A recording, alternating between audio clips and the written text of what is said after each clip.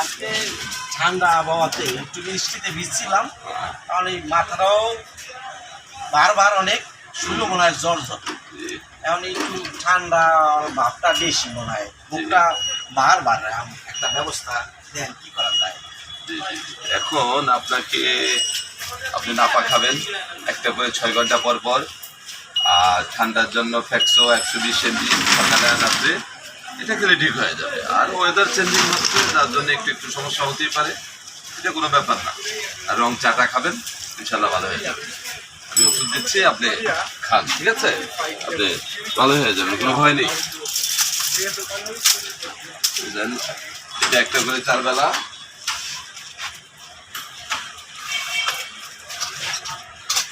এটা 2 বেলা, ঠিক আছে?